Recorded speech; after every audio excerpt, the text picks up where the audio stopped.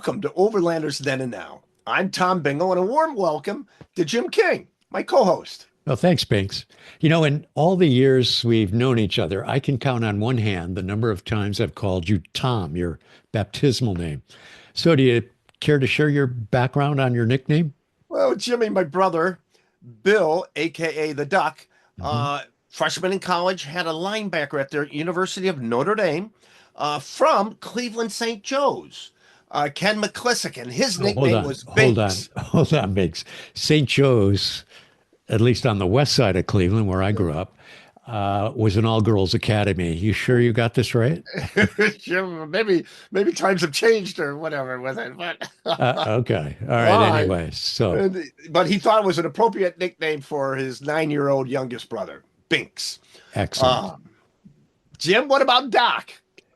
Yes. Your nickname. Yeah, you're responsible for that. I think you started it after I switched majors to pre-med, and my advisor had advised me against doing that because I had to make up a bunch of science courses all at once.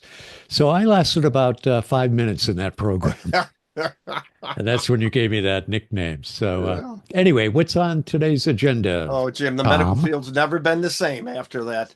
But today, Jimmy, I thought it'd be fun to think back on our arrival on the European continent Great. and getting introduced to a whole new world of fellow backpackers and explorers. Hmm. So, Doc, what were your thoughts when we landed in Oostende, Belgium, to kick off the continent? Well, believe it or not, I was a little disappointed, only in the sense that I remember thinking that it would be much cooler to disembark in France at the more famous port of Calais, or at least it was famous in my mind, Mm-hmm. more famous. And then the custom agent, I thought he was speaking German, but it was actually Dutch. So I was very disoriented. It was kind of jarring.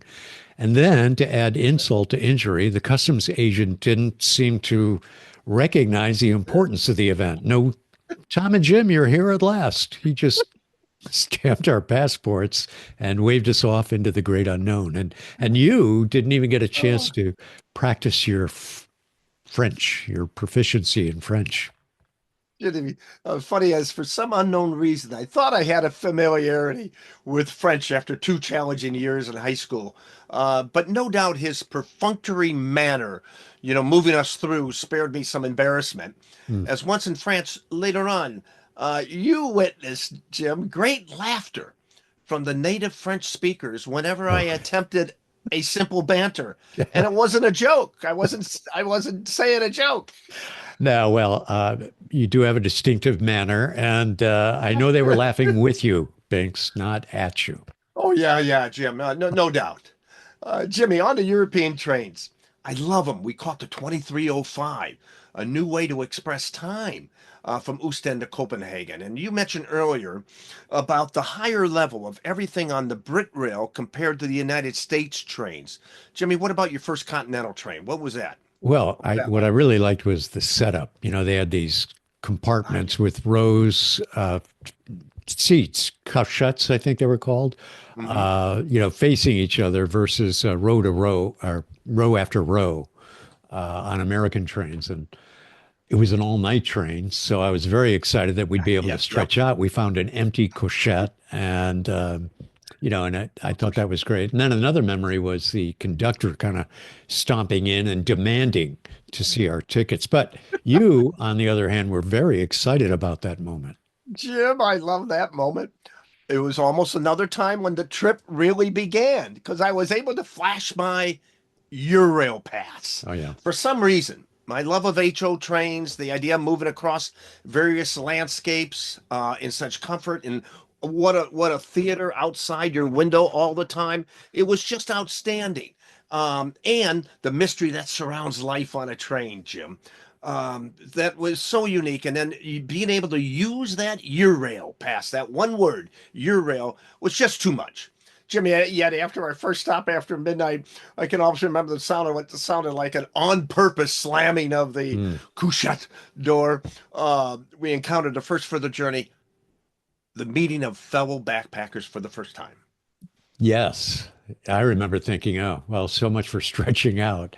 So we Yeah, moved our yeah. stuff to one side, and I think their names were I'm sure now, Yeah. were Mark and Carl. No, Mick and Mickey. Carl. Mickey. Yeah. So much for being certain. Mick and Yeah. Carl, both British. They came in, moved their stuff, Yeah. and I noticed that their backpacks were much smaller and lighter than ours.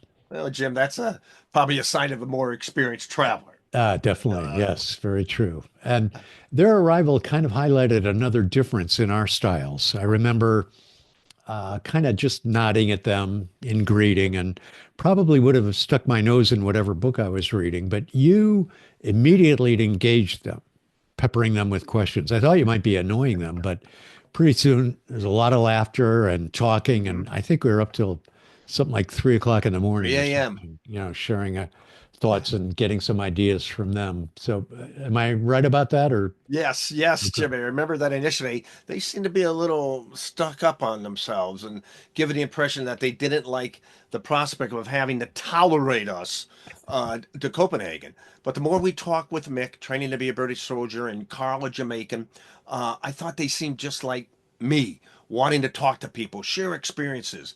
I remember saying, after disembarkation, God, what good guys they were. And we hope to meet other backpackers like that. And we did, mainly to your extroversion and unquenchable curiosity, which hasn't changed a bit since '77. And Jimmy, I can't. by the way, Banks, there's, you said earlier something, they were just like you. There's nobody just like you. But anyway, Oh, go ahead. Jimmy, I can't help myself. I even do it today. I love talking to strangers, especially people from foreign lands. So you get a feel for their lives, their culture, and their humaneness.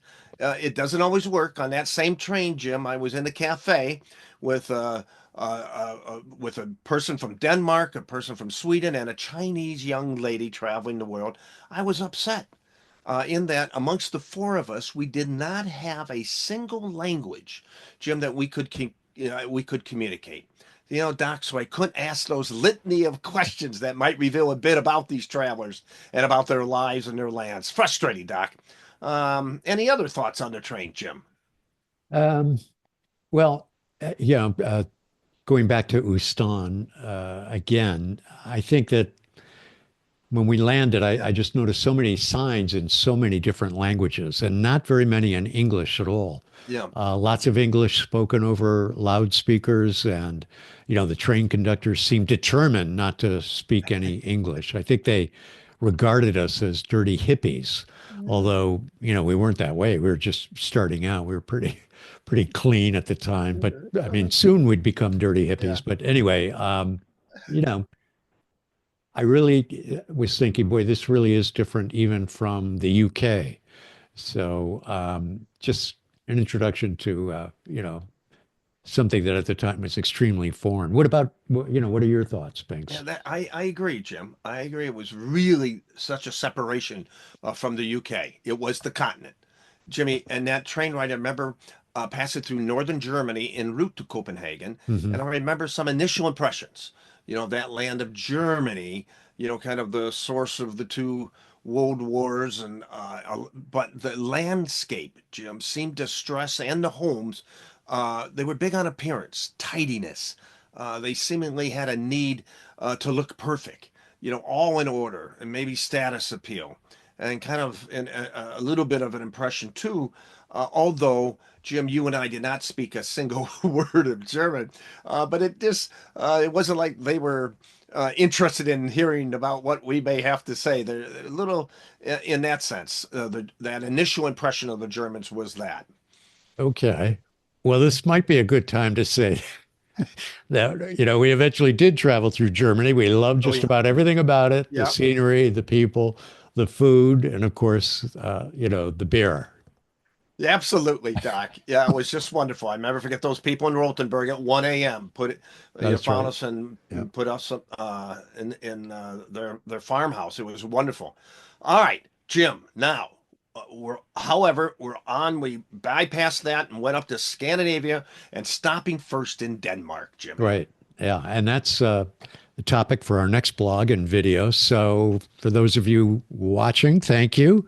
And until we meet again, as the Dutch speaking Belgians say, Proust, Prost, everyone. everyone. I mispronounced that, didn't I? Prost? Prost, James. Okay. Prost.